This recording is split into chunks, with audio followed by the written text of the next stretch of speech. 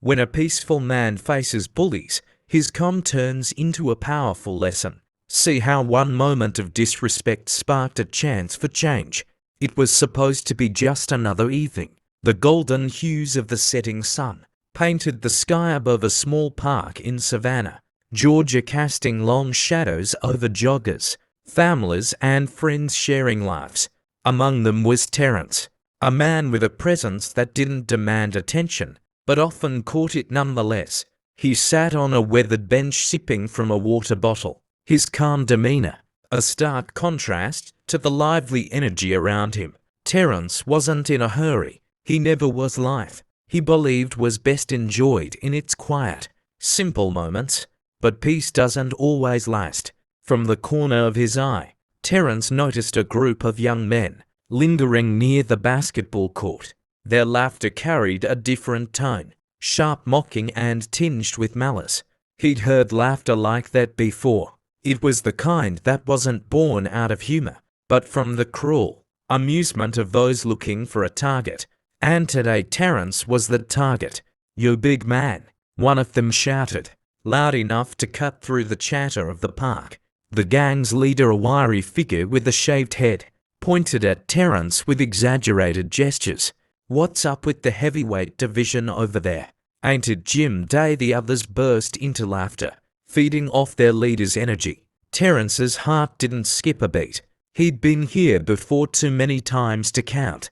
His thick skin wasn't just a metaphor. It was armor forged by years of ridicule. But armor doesn't mean you don't feel the hits. He considered ignoring them, brushing it off as another moment of ignorance to let slide, but there was a shift in the air, an electric charge that told him ignoring it wouldn't be enough this time.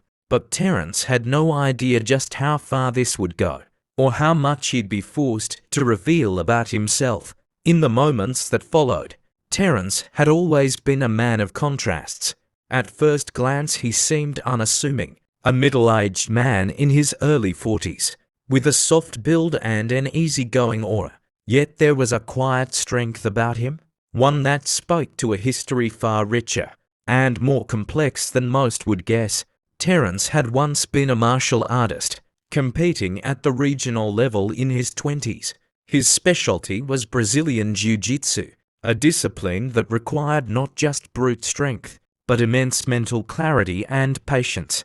But life hadn't been kind in recent years. After losing his wife in a car accident, Terence fell into a spiral of grief, using food as a way to cope. He left competitive fighting and, over time, grew distant from the life he once knew. The sleek, lean competitor he had been gave way to someone heavier, quieter, and more introspective. Yet beneath it all, his discipline never truly left him. To outsiders, Terence's slow walks in the park, or his occasional laughter at the local cafe, painted the picture of a man at ease. What they didn't see were the early mornings he spent alone, in his garage, a mat rolled out, practicing drills he learned decades ago.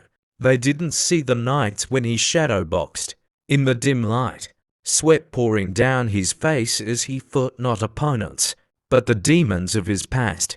Terence's relationship with the park was special. It was his sanctuary, a place where he could breathe and feel connected to the world without being overwhelmed by it. He'd watch the children run, listen to the rhythm of sneakers hitting the pavement, and let himself remember what peace felt like. But not everyone shared his sense of calm. Savannah was known for its charm, but it wasn't immune to its own share of trouble. Lately, the local news had been buzzing with stories about a group of young men causing trouble around the area. They weren't hardened criminals, just reckless boys who found power in numbers and chaos. It was the kind of crowd that fed off vulnerability, seeking out anyone they believed wouldn't fight back. And to them, Terence probably seemed like the perfect target, a big guy moving slowly alone. What could he possibly do? But the gang's assumptions couldn't have been more wrong, and they were about to find out just how wrong they were. The mocking laughter grew louder as the gang made their way toward Terence. There were 4 of them, each one emboldened by the presence of the others. Their leader, who seemed to revel in the attention, strutted forward with exaggerated confidence. His voice was sharp, cutting through the gentle hum of the park. "Hey big man, you deaf or you just ignoring us?" he called out, smirking as his friends egged him on. Terence looked up slowly, his expression calm and unreadable. He took a deliberate sip from his water bottle before placing it on the bench beside him. Years ago he might have snapped back, but he'd learned that reacting impulsively often gave people like this exactly what they wanted. "I heard you," he replied evenly, his tone devoid of anger or fear. "What do you want?"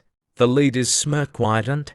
"What do we want? Well, for starters, maybe some tips on how to bulk up like you. That's a lot of weight to carry around, man. How do you even get off the couch?" The group erupted into laughter, their voices grating and relentless. Terence didn't flinch. He'd been in situations like this before, but then one of the others stepped forward, a wiry teenager with a baseball cap, turned backward, and shoved Terence lightly on the shoulder. "You're in our park, man. Maybe you should keep walking before we make you." The shove was nothing compared to the blows Terence had taken in his training days, but it wasn't about the force. It was about the intent. He could feel the heat rising in his chest, but he forced himself to stay still. Violence wasn't his first choice. "Not anymore. I'm not looking for trouble," Terence said, his voice low but steady. "Just let me enjoy my evening, and I'll leave you to yours." But bullies don't back down when they think they've found easy prey. Instead, they pushed harder. The leader grabbed the water bottle from the bench and threw it to the ground, its contents spilling over the pavement. "Oops," he sneered. "Looks like your evening just got a little worse."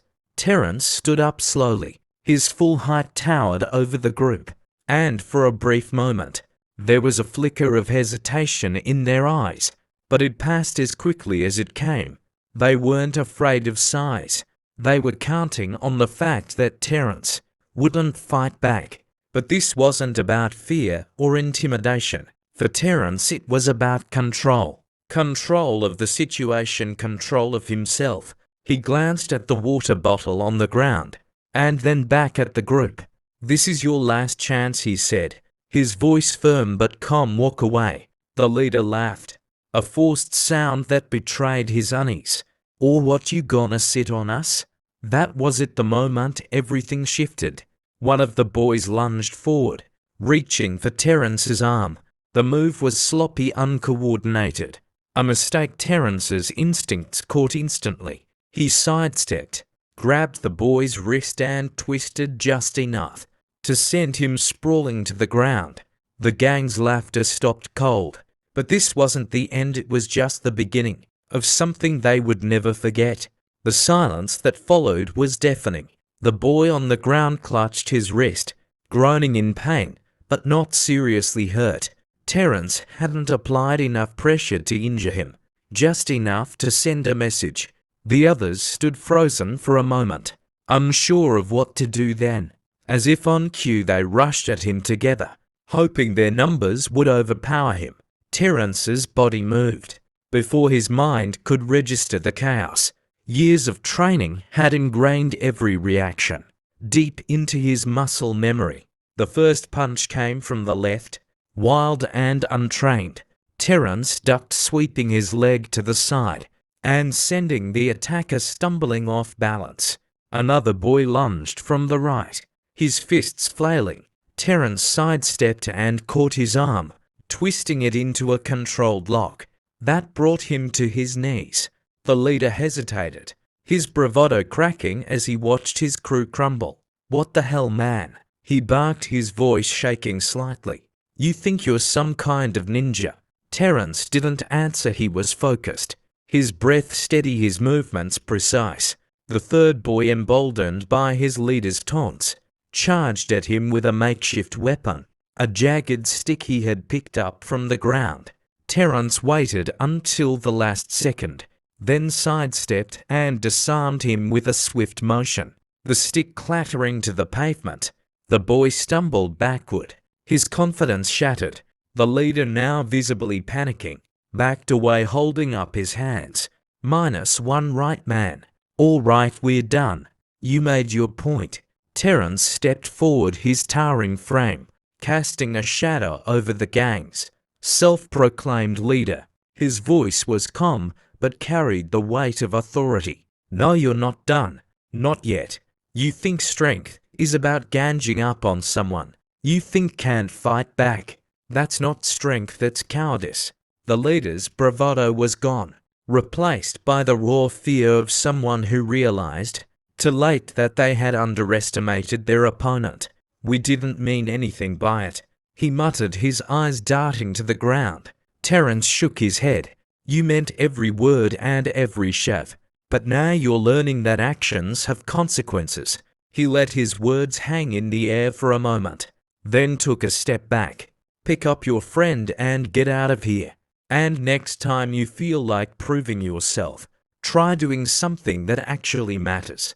The gang scrambled to help their fallen member, mumbling apologies under their breath. They stumbled away, glancing over their shoulders, as if expecting Terence to follow. But he didn't. He simply stood there, watching until they disappeared into the distance. But the confrontation wasn't over.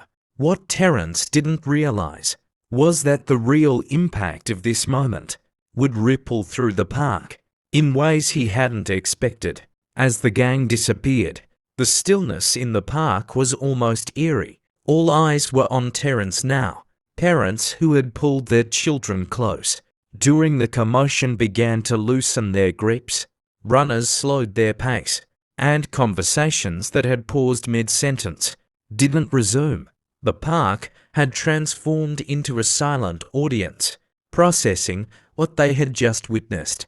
Terence exhaled deeply, shaking off the tension from his body. He bent down to pick up his water bottle, now lying empty and crumpled on the ground.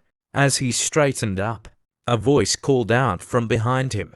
That was something else, an older man said, stepping forward cautiously. He wore a faded baseball cap and had the weathered look of someone who'd spent years working outdoors. You handled that better than most would have.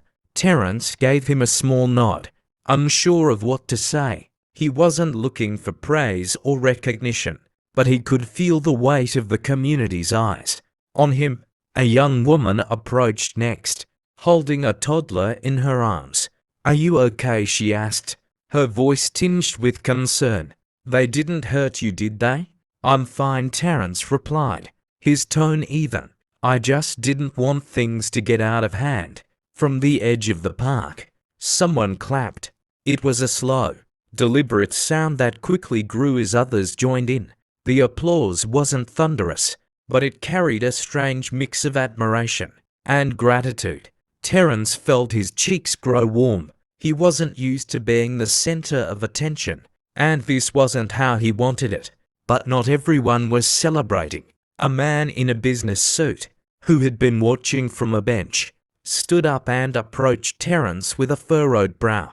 You think that was the right way to handle it? He asked sharply. What if they had weapons? What if someone else had gotten hurt? Terence met his gaze unflinching. And what would you have done? He asked simply. The man opened his mouth to respond, but then hesitated. He didn't have an answer. A murmur spread through the crowd, a mix of agreement and lingering doubts. People began to voice their thoughts, some praising Terence for standing up to the bullies, others questioning whether the confrontation could have been avoided altogether. The park, once a quiet haven, had become a forum for a much larger conversation. Terence raised a hand, silencing the chatter. Look, he said, his voice steady but firm. I didn't want this to happen, but I wasn't going to let them walk all over me either. We talk about wanting a better community, but that doesn't happen by ignoring the problem. Sometimes, standing your ground is the only way to teach a lesson. The crowd fell silent again, his words sinking in. A few nodded in agreement, Others exchanged uneasy glances, grappling with their own feelings about what had unfolded. But this wasn't just about the fight. It was about what came next. And Terence knew he had to be the one to start that conversation. As the park slowly returned to its usual rhythm, Terence found himself surrounded by a small group of people, eager to speak with him. Some wanted to thank him for taking a stand, while others asked questions about how he had stayed so calm in the face of aggression. Terence answered simply with humility, but the truth was clear in every word. Strength wasn't just physical. It was about discipline, control, and knowing when to act. A boy no older than 10 tugged on his mother's sleeve before stepping forward. Shyly, "Mister, are you like a superhero or something?" he asked, his eyes wide with awe. Terence smiled softly. "No, kid, just a regular guy who doesn't like bullies." The boy grinned, and his mother gave Terence a grateful nod. But as the crowd thinned, one of the park's regulars, a school teacher named Angela, lingered behind. She approached Terence, her expression thoughtful. "You know," she began, "what you did today was more than self-defense. Those kids, they've been harassing people here for weeks, and no one's known how to stop them. Maybe what they needed was to be reminded they're not invincible." Terence sighed, his gaze drifting to the path where the gang had retreated. "I hope they take this as a wake-up call," he said, "but what they really need is someone to show them a better way. They're just kids lost and looking for a sense of power. I've been there too." Angela tilted her head, curious. "What do you mean?" He hesitated, then said, "When I was younger, I had my fair share of anger. Life wasn't easy and I lashed out. Martial arts taught me discipline, gave me focus, and helped me see there was a better way to handle life's challenges. Maybe if someone reached out to those boys before they got to this point, things could have been different." Angela considered his words, a flicker of inspiration crossing her face. "Maybe it's not too late. What if you're the one to show them that way?" Terence chuckled, shaking his head. "I'm no mentor. I barely know what I'm doing half the time." "None of us do," Angela replied with a smile. "But you've got something they don't. A chance to teach them what strength really looks like." Her words stayed with Terence long after she left. As the sun dipped below the horizon, painting the park in shades of twilight, he sat back down on the bench, lost in thought. Strength wasn't just about standing your ground. It was about lifting others up, even those who had tried to knock you down. The next day, Terence made a decision. He visited the local community center and spoke to the director about starting a self-defense and mentorship program for troubled youth. It wouldn't fix everything, but it was a start. And sometimes that's all it takes to change a life. This story isn't just about standing up to bullies. It's about finding the strength within ourselves to create change even when it's hard. In a world where strength is often mistaken for aggression, one man shows that true power is found in self-control and rising above. When confronted with disrespect, he chooses discipline over violence, turning a potential conflict into a moment of transformation. His actions remind us that sometimes standing your ground is the first step toward real change.